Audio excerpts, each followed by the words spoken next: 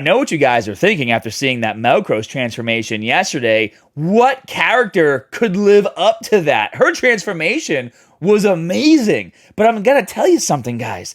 Every single one of these character transformations by GadgetBot is out of this world. They're incredible. And today, we're focusing on our boy, Apollyon. And I'll tell you what, that boy, thick. He's actually one of my favorite aliens. And especially to have him on your team when you're playing the beta. I'm sure those of you who have been on the receiving end of an Apollyon beatdown, especially when 2 or sometimes 3 get dropped on the board, Homeboy is a mid-range attack. He moves pretty quick, and he does a lot of damage. So if you've been at the receiving end of one of those beatdowns, you know exactly what I'm talking about. And I was really curious to see what GadgetBot was going to do with his character. He's an insectoid, obviously, right? And what's so cool about him is that his gun looks like it's a part of his being, like it's part of his DNA. And GadgetBot really wanted to take that idea and run with it, and we'll get to that in a second. But let's just take a moment to look at Apollyon and where he started, because I think his transformation was one where I wasn't sure exactly how impressed I was going to be with it. But again, like GadgetBot is top AAA graphics design studio in the world. This is what they do. They know how to take a character that's already awesome and then multiply that by 100. And I knew I threw a little shade at Apollyon in the Sartosis video. Of course he's in the trailer. He's right here at 1 minute, and then I think like 20 seconds later you see him running across the board. But we didn't see him get a chance to battle in the trailer. So in a future trailer, we definitely need to see him battle because he's powerful. If we go to the website and take a look at his backstory, I mean, Supreme Commander Apollyon is from the Insectum Galaxy. He's equipped with an impenetrable shell and his insectoid minigun. The Insectum Galaxy itself is a cesspool of different races who have waged war over a millennia and conquest of resources such as Dallium, NiFe, and native serums necessary for the development of the species of that sector. Apollyon has battled against many of the universe's hybrid giants that were even once on Earth. Ancient humans called these hybrids the Nephilim, which more on that in the future. For those of you who've been enjoying our Twitter spaces, you know what we're talking about. Who were the result of crossbred DNA between different species. In one of Emperor Temelkus's first conquests, he sought to destroy Apollyon's planet, and in a last effort, resistance came head-to-head with the man himself. The struggle ensued between the two in a battle almost to the death. Apollyon surprised the Emperor when he delivered his Berserker Smash and stunned him. The Emperor had to unleash his Omega Aura to finally deliver a finishing blow before giving Apollyon the chance to pledge his allegiance to the Grey Alliance. So he was going toe-to-toe with the alien Emperor Temelkus, guys. That's how strong this guy is. So he needs to look like a second in command. He needs to look like a guy where if you want to fight Temelkus, you need to go through him first, and he ain't going to be a pushover. So let's just jump right into this GadgetBot transformation because the process was so fun. So obviously this is Apollyon. You guys know what he looks like. And then this was the first rendition that we got of him. And initially, I really liked what they did. They really tried to focus on the fact that he has this huge gun. And if you have a huge gun, you kind of need a lot of mass to back that up so you can hold it, aim it, and shoot it because it's basically a machine gun, right? And so the first drawing they brought to us, they gave us these two different sketches here, A and B. And to be honest, they both looked pretty cool, but we gravitated towards A for a few different reasons. Number one, I liked the lower profile of that character. I think that fit the way he holds the gun a bit better.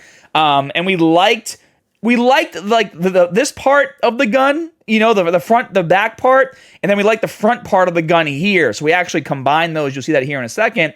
And it looks like they were going for like a beetle look here in A. And we thought that was cool too, because beetles, as you guys know, are super strong and have really strong shells as well. And so when they came back to us, there was one more thing. This character to me reminded me of Hound, because Hound from Transformers has a huge minigun, right? And so GadgetBot is no stranger to working on Transformers, as you guys know. And so one of the notes that I gave, I was like, I really like how Hound, he's a big character, he's thick, and he really looks like he can back up that minigun. And so the next sketch they gave us was almost a completed version of the character, if you really think about it, and you take a look at, the end when we get to the end of this video. But they pretty much took our notes and nailed it right then and there. The gun looks like it's a part of him, which is what we wanted. He has more of that Rhino Beetle look, right? With this huge horn in the front, which just looks so powerful, right? Like, he looks like a menacing dude, and he's big. He's a big boy. And as we move forward, we kind of went for some different sketches of the gun, but we ended up sticking with the original because it looks more like it's a part of him, right? It looks like it's more bio versus mechanical. Over here, they said Emperor's Gift, more of a mechanical weapon. And who knows, in the future, we can switch out his gun, right? We can do anything that we want. And some other changes you might see from here to here, they really started diving into that Beetle look. So look at these massive shoulders, right? And you can see the little hairs coming out of his shoulders. The fur in between the shell is really getting dialed into. You can see here it was kind of just sketched, but as they went from sketch, what is this? Sketch 2, round 2 to round 3. Those are the things they focused on to really bring that Beetle look to the forefront. And then went to for round 4, that's when we started trying to figure out how we wanted his color to look. And the color, as you guys know, obviously is super important. And we said, okay, this is starting to look pretty good. It's coming together. Weren't too sure on the color at this point, but we said to go with it. And then this is what we came back with. And I don't know, it just felt like to us, this color made him look really unfinished and kind of washed out. The armor itself, even though it was highly detailed, the color just made it look like more of a sketch than a finished product. But you're starting to see some other things here. The minigun connecting to him like it's a part of his being, which is what we wanted.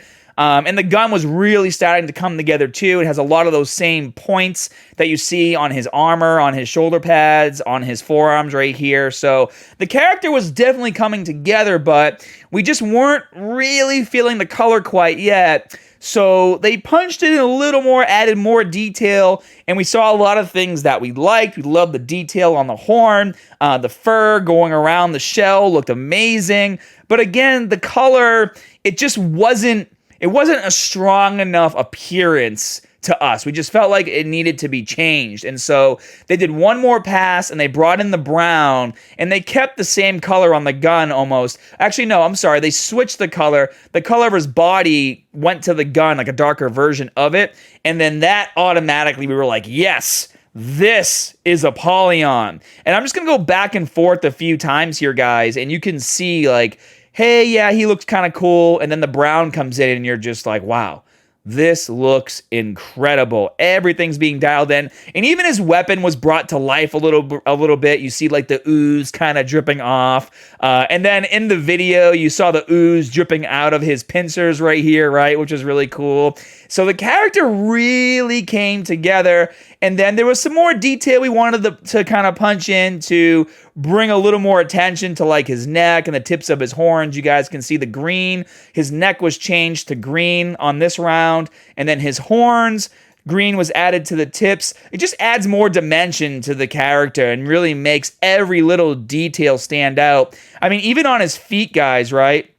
Let's go down here and take a look at his feet. That little detail of green on the tips here really brought the character to life. And then, of course, we have the final version, which is right here. And not a lot changed between round 6 and the final version. Obviously, a tiny bit more detail was added to everything. Something that you might not have noticed was on his horn.